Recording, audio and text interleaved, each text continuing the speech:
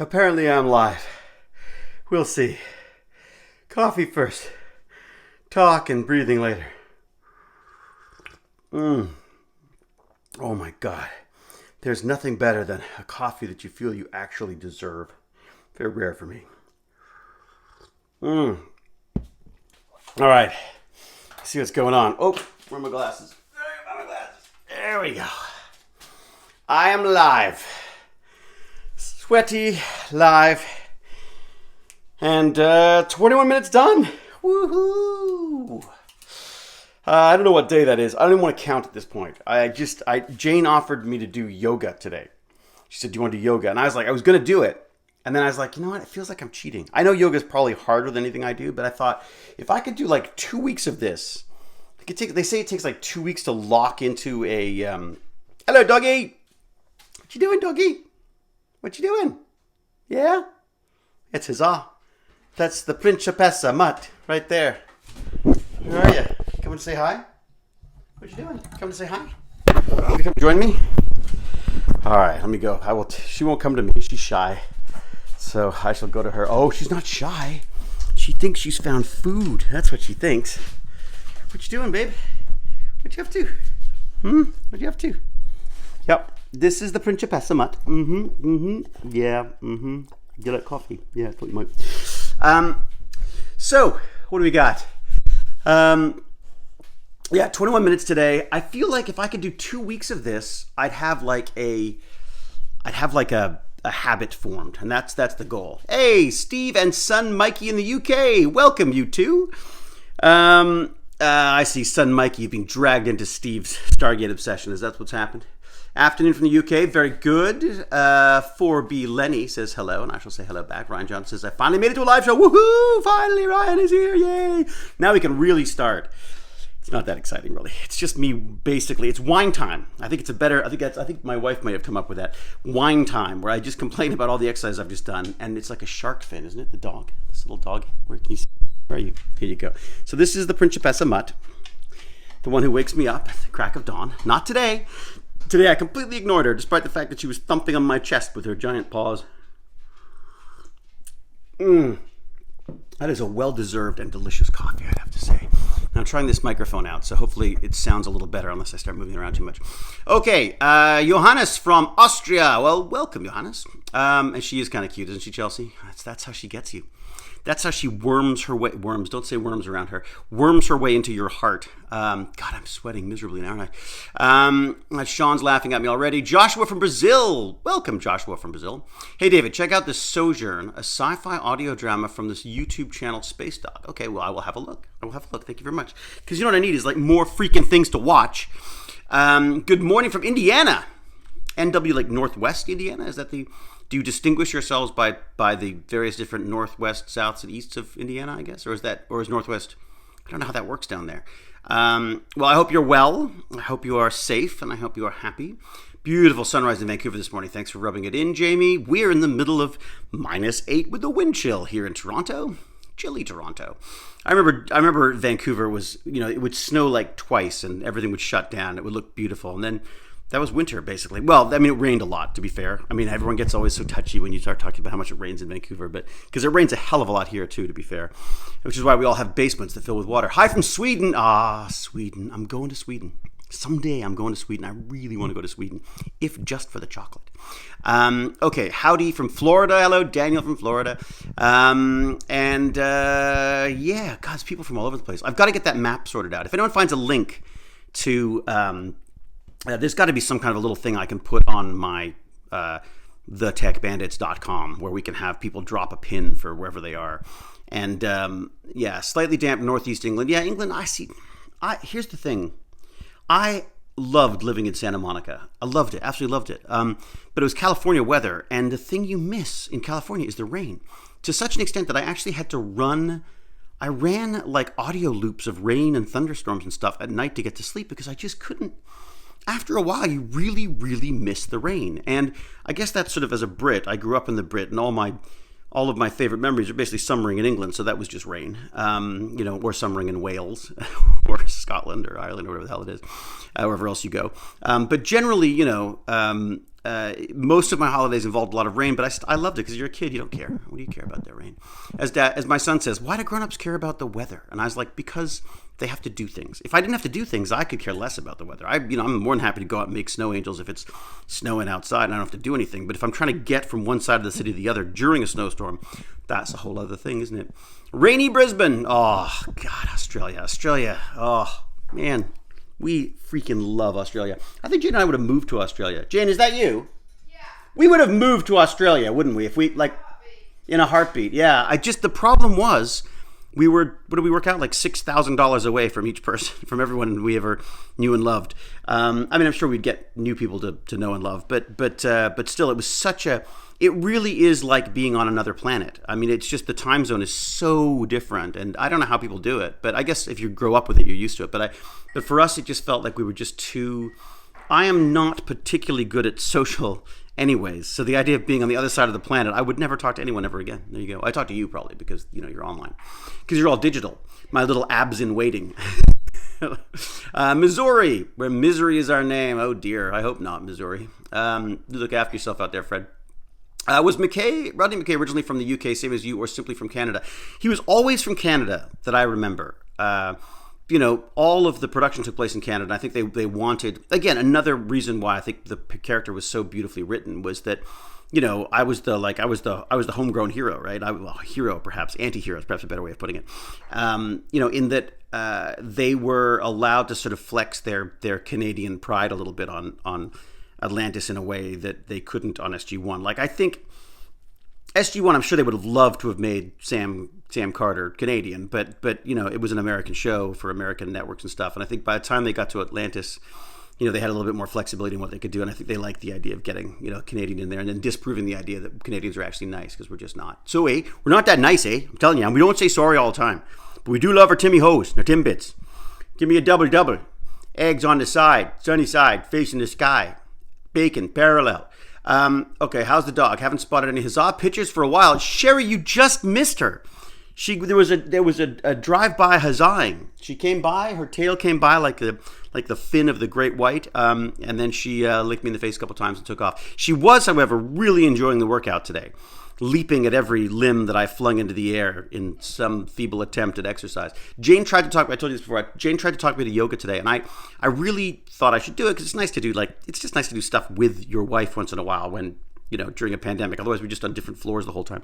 But I thought, you know what, I felt like I need to lock in. I'm saying this for you too, baby, by the way.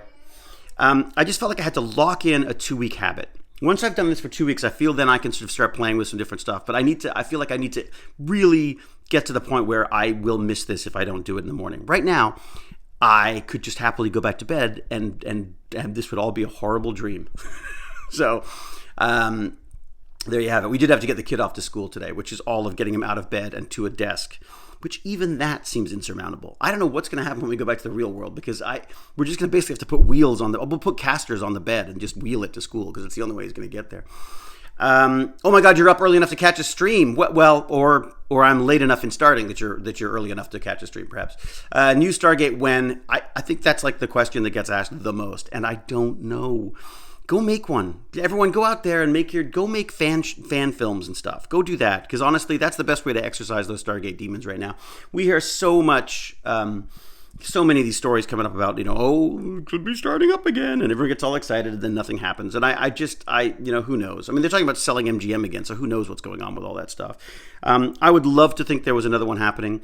Obviously my bid is for Stargate Academy, which is my idea, which I would really call Stargate McKay, because it'd be Stargate Academy, Sam Carter as the Dumbledore-like, principal of the school, with all these, all the young hot kids that network television needs, and then she would be the slightly older, hotter and brilliant principal, while I would be her Snape. I would be Snape to her Dumbledore, I feel. So yeah, the McKay as vice principal, I think that'd be the best way to go. Anyways, that's my pitch. There's no shortage of ideas for Stargate. Oh, thank you. I actually already have a giant mug going here. Do you? I do. Look at this. I got one. I got two. Oh my God. Do you want this one back? No. Well, I got 2 cups of coffee. Thank you very much. I think she loves me. No, you know what it is? It's because it's very. Thank you for stealing an extra cup of coffee. That was recorded. It's not that she loves me. It's just she knows how tough it is for a single mom with a kid out there. I'm just saying. Jason Momoa once said to me, how the hell did you end up with a woman like Jane? That's the worst impression of Jason Momoa that I've ever done, by the way. And I just, it was trickery and deceit. I said it was the only way to do it. He bought that. Wait, what? Okay, do you happen to have a bunch of random set pictures anywhere where you're messing around on set but not actually filming? I got a couple, but again, back in those days, the resolution on those cameras wasn't so hot. So a lot of them are really blurry and bad because they're all, we shot in such dim light. So I've got a few. I found some the other day, black and white photos I had taken from Where the Heart Is, which is a John Boorman film I did a million years ago. And it was with Dabney Coleman and, Dabney Coleman, Crispin Glover, Susie Amos, who I believe is now married to James Cameron.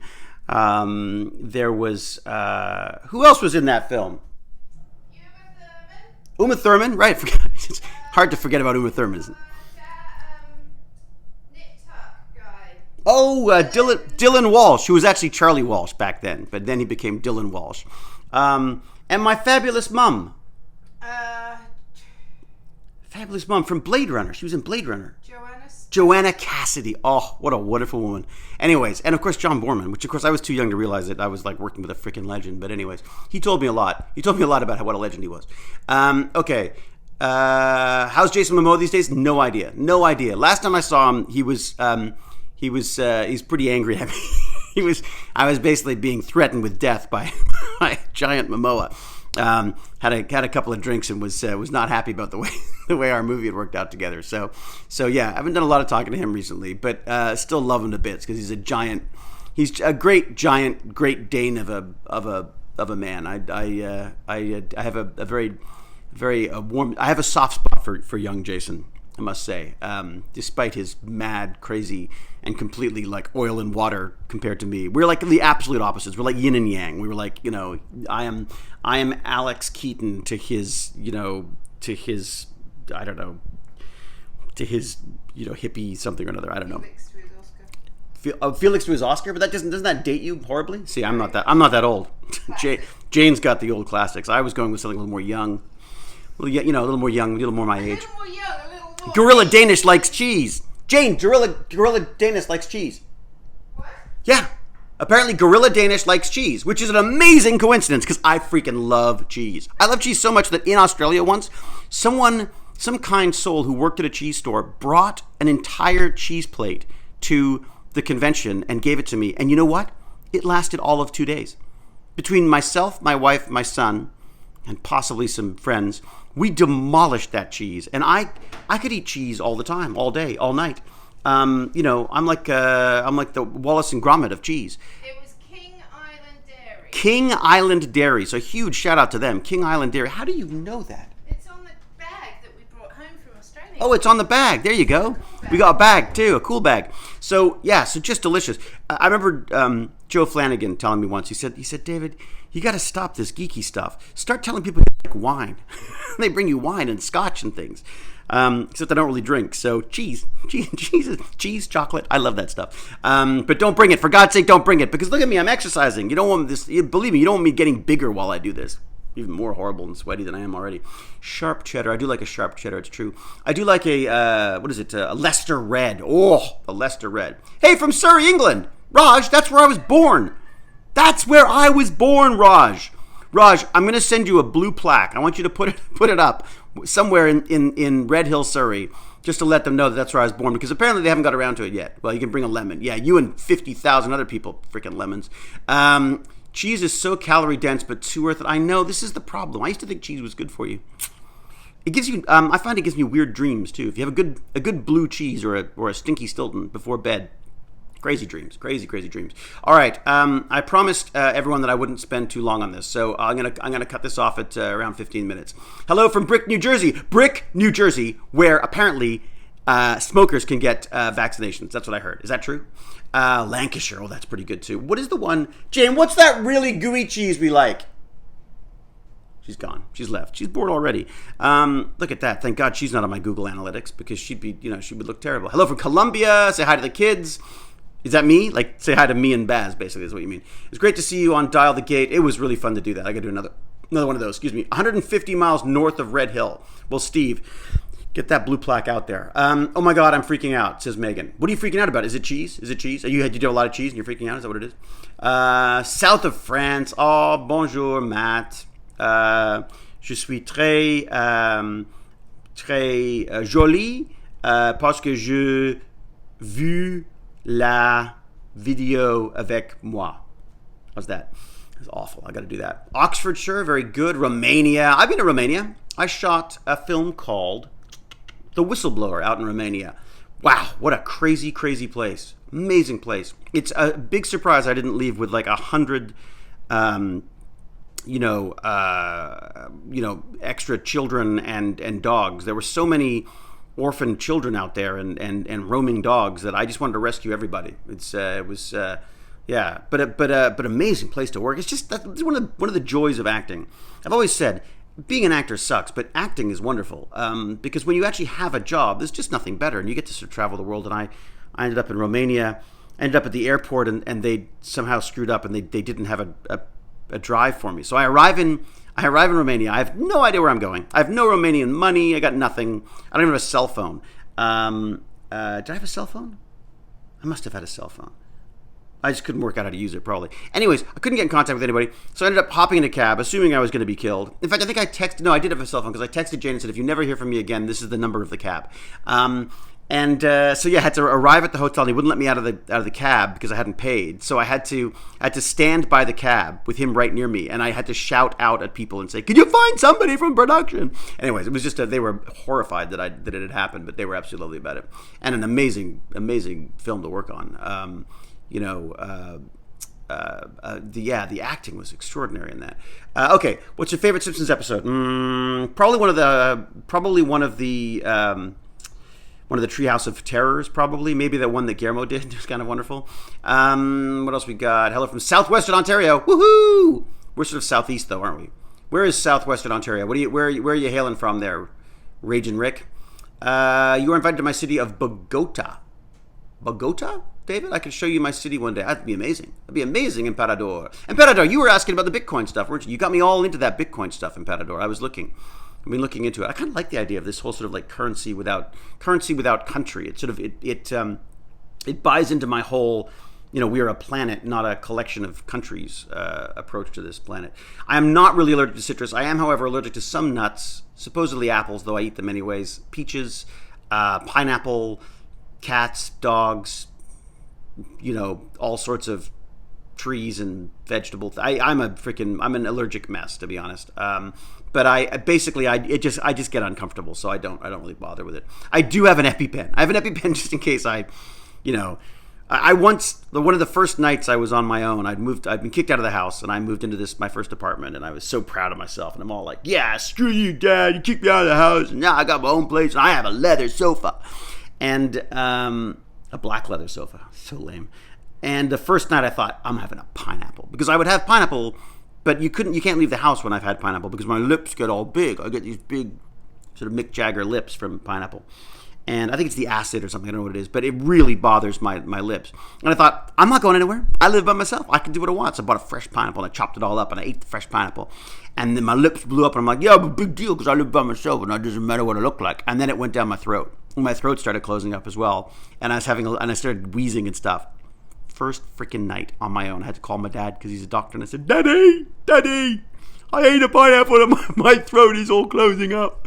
And he's like, Dibok, go to the window. I went to the window, and I thought, like, this is gonna be some kind of like, doctor trick. And he goes, what do you see down the window, down there? And I was like, hospital.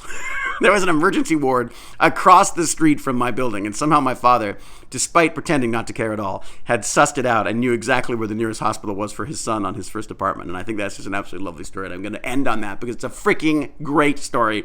And I love my dad, and I love my family, and I miss my Uncle Bryce. I wouldn't say succumbed, but I shall say he took his final his final curtain call from COVID the other night, and has left us. And left us better people. Sad that he's lost, but many amazing, amazing memories. So I will say fair and adieu to Uncle Bryce as well. Wonderful, wonderful man. And I may say this a few more times because, frankly, he was a big film buff and certainly helped helped confirm my love of film and television, all that kind of stuff. And he will be missed very well. So everyone, be careful, be safe, be kind. And until we geek again, I shall say cheerio. And if I can't, I need to find an extra hand. And huzzah! Talk to you later. Bye.